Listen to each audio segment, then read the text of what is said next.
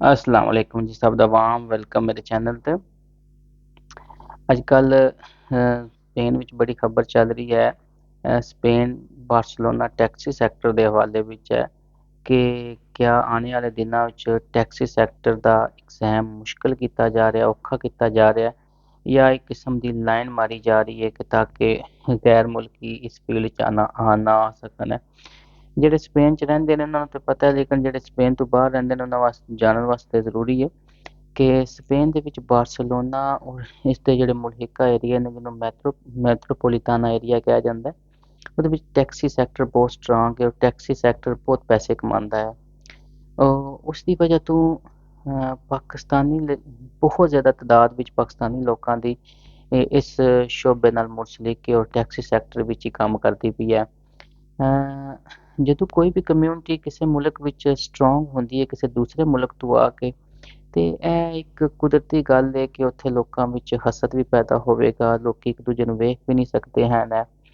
ਉਹ ਸੇਮ ਹੀ ਚੀਜ਼ ਜਿਹੜੀ ਹੈ ਆਸਤਾ ਇੱਥੇ ਹੁਣ ਲੋਕਲ ਕਮਿਊਨਿਟੀ ਵਿੱਚ ਆਉਂਦੀ ਜਾ ਰਹੀ ਹੈ ਕਿ ਇਹਨਾਂ ਕੋਲੋਂ ਹੁਣ ਬਰਦਾਸ਼ਤ ਨਹੀਂ ਹੋ ਰਿਹਾ ਕਿ ਇਤਨੇ ਦੂਜੇ ਮੁਲਕਾਂ ਤੋਂ ਲੋਕ ਆ ਕੇ ਟੈਕਸੀ ਸੈਕਟਰ ਵਿੱਚ ਕਿਸ ਤਰ੍ਹਾਂ ਇੰਨੇ ਜ਼ਿਆਦਾ ਡਰਾਈਵਰ ਆ ਰਹੇ ਨੇ ਔਰ ਕਿਸ ਤਰ੍ਹਾਂ ਦੂਸਰੀ ਕਮਿਊਨਿਟੀ ਦਾ ਆ ਕੇ ਟੈਕਸੀ ਲਾਇਸੈਂਸ ਬਕਾਇਦਾ ਖੁਦ ਖਰੀਦ ਰਹੇ ਨੇ ਹੈ।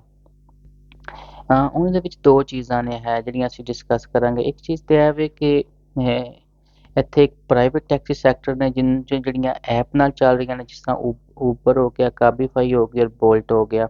ਔਰ ਇੱਕ ਦੂਸਰੀ ਮੈਟਰੋਪੋਲੀਟਨ ਏਰੀਆ ਦੀ ਟੈਕਸੀ ਸੈਕਟਰ ਹੈ ਜਿਹੜੀ, ਜਿਹਨੂੰ ਗੌਰਮੈਂਟ ਟੈਕਸੀ ਸੈਕਟਰ ਵੀ ਕਿਹਾ ਜਾਂਦਾ, ਜਿਹਨੂੰ ਗੌਰਮੈਂਟ ਪ੍ਰੋਟੈਕਸ਼ਨ ਵੀ ਹਾਸਲ ਹੈ। ਉਸ ਟੈਕਸੀ ਸੈਕਟਰ ਵੱਲ ਜਾਣ ਵਾਸਤੇ ਕਿ ਕੋਈ ਵੀ ਬੰਦਾ ਹੈ ਉਹਨੇ ਸਾਲ ਉਹਨੂੰ ਲਾਇਸੈਂਸ ਨਾਰਮਲ 20 ਦਾ ਹੋਣਾ ਚਾਹੀਦਾ, ਐਗਜ਼ਾਮ ਵਗੈਰਾ ਨੇ, ਮੈਪ ਦਾ ਐਗਜ਼ਾਮ ਹੈ, ਜ਼ਬਾਨ ਦਾ ਐਗਜ਼ਾਮ ਹੈ।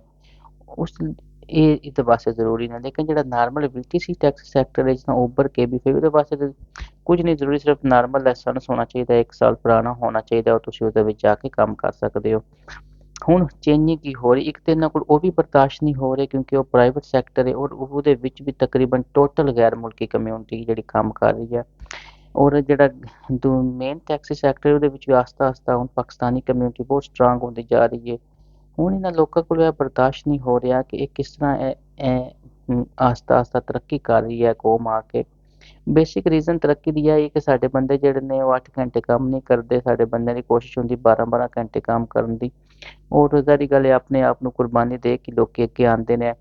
ਉਹਦੇ ਵਿੱਚ ਪਹਿਲਾਂ ਤਾਂ ਇਹਨਾਂ ਨੇ ਇਹ ਕੀਤਾ ਸੀ ਹੈ ਕਿ ਪਹਿਲਾਂ ਤਾਂ ਸ਼ੁਰੂ ਤੋਂ ਸੀ ਇੱਕ ਨਾਰਮਲ ਸਪੈਨਿਸ਼ ਲੈਂਗੁਏਜ ਦਾ ਔਰ ਕਤਲਾਨ ਜਿਹੜਾ ਇੱਥੇ ਦਾ ਰੀਜਨ ਕਤਲਾਨ ਜਿਹੜਾ ਸਿਰਫ ਇਹ ਸੂਬੇ ਦੀ ਜ਼ਬਾਨ ਹੈ, ਉਹ ਬੋਲੀ ਜਾਂਦੀ ਸੀ। ਉਹਨਾਂ ਦੋਵਾਂ ਜ਼ਬਾਨਾਂ ਦਾ ਸਰਟੀਫਿਕੇਟ ਹੁੰਦਾ ਸੀ ਪਲੱਸ ਮੈਪ ਹੁੰਦਾ ਸੀ। ਫਿਰ ਆਸਤਾ ਨਾਲ ਮੈਪ ਵੀ ਮੁਸ਼ਕਿਲ ਕੀਤਾ, ਨਕਸ਼ਾ ਮੁਸ਼ਕਿਲ ਕਰਦੇ ਗਏ। ਫਿਰ ਇਹਨਾਂ ਜਦੋਂ ਦੇਖਿਆ ਕਿ ਇਸ ਦੇ ਬਾਵਜੂਦ ਲੋਕੀ ਆ ਰਹੇ ਨੇ, ਤੇ ਫਿਰ ਇਹਨਾਂ ਨੇ ਟਫ ਕਰਨ ਵਾਸਤੇ ਸਪੈਨਿਸ਼ ਲੈਂਗੁਏਜ ਦਾ ਇੱਕ ਸਟੈਪ ਅੱਗੇ ਜਾ ਕੇ B1 ਸਰਟੀਫਿਕੇਟ ਮੰਗ ਲਿਆ ਕਿ B1 ਸਰਟੀਫਿਕੇਟ। ਹੁਣ B1 ਸਰਟੀਫਿਕੇਟ ਮੈਂ ਖੁਦ ਲਾਸਟ ਟਾਈਮ ਕੀਤਾ, ਕਾਫੀ ਟਫ ਸਰਟੀਫਿਕੇਟ ਹੈ ਔਰ ਬਹੁਤ ਜ਼ਿਆਦਾ ਲੋਕ ਜਿਹੜੇ ਨੇ ਉਹ ਸਰਟੀਫਿਕੇਟ ਨਹੀਂ ਕਰ ਸਕਦੇ ਹਨ, ਮੈਜੋਰਟੀ ਜਿਹੜੀ ਵਿਚਾਰੇ ਰਹਿ ਜਾਂਦੀ ਹੈ।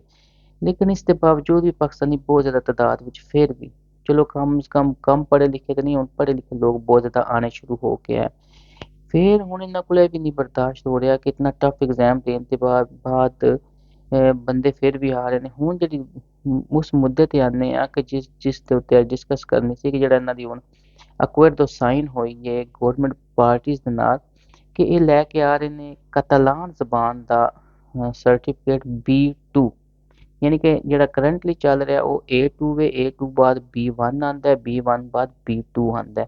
ਯਾਨੀ ਕਿ ਅਗਰ ਇਹ ਕਤਲਾਨ ਜ਼ਬਾਨ ਦਾ ਸਰਟੀਫਿਕੇਟ B2 ਮੰਗਦੇ ਨੇ ਟੈਕਸੀ ਵਾਸਤੇ, ਜਾਣਨ ਵਾਸਤੇ ਜ਼ਰੂਰੀ ਹੋਣਾ ਚਾਹੀਦਾ ਕਿ C1 ਤੇ ਮੈਡੀਕਲ ਟਰਮੀਨੋਲੋਜੀ ਜਿਹੜੇ ਲੋਕ ਡਾਕਟਰ ਵਗੈਰਾ ਆਉਂਦੇ ਨੇ ਉਹਨਾਂ ਵਾਸਤੇ C1 ਹੁੰਦਾ। ਅਗਰ ਕਿਸੇ ਦੂਸਰੀ ਜਗ੍ਹਾ ਤੋਂ ਆਉਣ ਇਤਨਾ ਹਾਈਲਿਕ ਸਰਟੀਫਿਕੇਟ ਹੁੰਦਾ B2 ਕਤਲਾਨ ਦਾ, ਉਹ ਕਿਸਮ ਦੀ ਲੀਕ ਮਾਰਨ ਵਾਲੀ ਗੱਲ ਹੈ ਕਿ ਤਾਂ ਕਿ ਗੈਰ ਮੁਲਕੀ ਕਮਿਊਨਿਟੀਜ਼ ਜਿਹੜੀਆਂ ਨੇ ਉਹ ਟੈਕਸੀ ਸੈਕਟਰ ਵਿੱਚ ਐਂਟਰੀ ਹੀ ਨਹੀਂ ਮਾਰ ਸਕਣ। ਅਗਰ ਇਹ ਸਪੈਨਿਸ਼ ਜ਼ਬਾਨ ਦਾ B2 ਮੰਗਣ ਤੇ ਫਿਰ ਵੀ ਕਿਸੇ ਹੱਦ ਤੱਕ ਸਮਝ ਆਉਂਦੀ, ਲੇਕਿਨ B1 ਵੀ ਇਤਨਾ ਟਫ ਐਗਜ਼ਾਮ ਹੈ ਸਪੈਨਿਸ਼ ਜ਼ਬਾਨ ਦਾ, ਉਹ ਕਮਿਊਨੀਕੇਸ਼ਨ ਨਾਰਮਲ ਤੇ ਬਹੁਤ ਹਾਈ ਹੋ ਜਾਂਦੀ ਉਸ ਦੇ ਨਾਲ। ਲੋਕਾਂ ਨਾਲ ਤੁਸੀਂ ਇੱਕ ਬੰਦੇ ਨੇ ਟੈਕਸੀ ਚਲਾਉਣੀ ਨੇ ਗੱਲਾਂ ਹੀ ਕਰਨੀਆਂ ਨੇ ਨਾ, ਤੁਸੀਂ ਉਹਨੂੰ ਕਿਸੇ ਮਿਨਿਸਟਰੀ ਦੀ ਕਿਸੇ ਪੋਸਟ ਤੇ ਬਿਠਾਉਣਾ ਨਹੀਂ ਹੈ ਕਿ ਤੁਸੀਂ ਇਹਦੇ ਤੇ ਬਹਿ ਕੇ ਤੇ ਇੱਕ ਓਫੀਸ਼ੀਅਲ ਵਰਕ ਕਰੋ ਹੈ। ਇੱਕ ਟੈਕਸੀ ਚਲਾਉਣ ਵਾਸਤੇ ਸਿੰਪਲ ਸਰਟੀਫਿਕੇਟ ਕਾਫੀ ਸੀ, ਲੇਕਿਨ ਹੁਣ ਅੱਗੋਂ ਇਸ ਨੂੰ ਲੈ ਕੇ ਆ ਰਹੇ ਨੇ ਕਿ ਨਾਰਮਲ ਟੈਕਸੀ ਸੈਕਟਰ ਵੀ ਆਏਗਾ ਔਰ BTC ਜਿਹੜਾ ਉਹ ਵੀ ਇਹਦੇ ਵਿੱਚ ਆਏਗਾ। ਬਾਅਦ ਲੋਕ ਕਹਿ ਰਹੇ ਸੀ ਨਾਰਮਲ ਟੈਕਸੀ ਸੈਕਟਰ ਨਹੀਂ ਆਏਗਾ, ਲੇਕਿਨ ਅਜੇ ਤੱਕ ਇਹਦੇ ਤੇ ਕਾਨੂੰਨ ਸਾਜ਼ੀ ਨਹੀਂ ਹੋਈ ਹੈ, ਲੇਕਿਨ ਇੱਕ ਵਾਰ ਤੋਂ ਸਾਈਨ ਹੋ ਗਈ ਔਰ ਇਸ ਨੂੰ ਹੁਣ ਸੂਬਾਈ ਅਸੈਂਬਲੀ ਵਿੱਚ ਲੈ ਕੇ ਗੌਰਮੈਂਟ ਜਿਹੜੀ ਇਸ ਟਾਈਮ ਕਰੰਟਲੀ 3-4 ਪਾਰਟੀਆਂ ਦੀ ਗੌਰਮੈਂਟ ਹੈ ਉਹ ਲੈ ਕੇ ਜਾਏਗੀ। ਔਰ ਆਉਣ ਵਾਲੇ ਵਕਤਾਂ ਵਿੱਚ ਮੈਂ ਵੇਖ ਰਿਹਾ ਕਿ ਬਹੁਤ ਹੀ ਔਖਾ ਕੰਮ ਹੁੰਦਾ ਜਾ ਰਿਹਾ ਹੈ। ਜਿਸ ਤਰ੍ਹਾਂ ਹੁਣ ਇਹਨਾਂ ਨੇ ਰਾਈਗੋ ਲਾਬੋਰਾਲ ਤੇ ਕੀਤਾ, ਜਿਹਦੇ ਵਿੱਚ ਵੀ ਬਹੁਤ ਜ਼ਿਆਦਾ ਗੈਰ ਮੁਲਕੀ ਸਾਡੇ ਬੰਦੇ ਜਿਹੜੇ ਨੇ ਬਹੁਤ ਜ਼ਿਆਦਾ ਇਸ ਵੀਜ਼ਾ ਨੂੰ ਵਾਇਆ ਨੂੰ ਯੂਜ਼ ਕਰਕੇ ਪੇਪਰ ਲੈ ਰਹੇ ਸੀ, ਉਸਨੂੰ ਵੀ ਤਾਂ ਲੀਕ ਮਾਰੀ ਗਈ ਹੈ। ਹੁਣ ਟੈਕਸੀ ਸੈਕਟਰ ਵਿੱਚ ਵੀ ਆਉਣ ਵਾਲੇ ਦਿਨਾਂ ਵਿੱਚ ਲੀਕ ਮਾਰੀ ਜਾਏਗੀ, ਕਿਉਂਕਿ ਅਗਰ ਕਤਾਲਾਨ B2 ਹੋ ਜਾਂਦਾ ਹੈ ਤੇ ਫਿਰ ਲੀਕ ਵੱਜ ਜਾਏਗੀ, ਫਿਰ ਪਾਕਿਸਤਾਨੀ ਇਸ ਸੈਕਟਰ 'ਚ ਨਾ ਹੋਣ ਦੇ ਬਰਾਬਰ ਨੈਕਸਟ ਹੋਣਗੇ, ਜਿਨ੍ਹਾਂ ਕੋਲ ਹੈ ਉਹ ਤੇ ਹੈ ਹੀ। ਬਹੁਤ ਸ਼ੁਕਰੀਆ, ਥੈਂਕ ਯੂ, ਅੱਲਾ ਹਾਫਿਜ਼।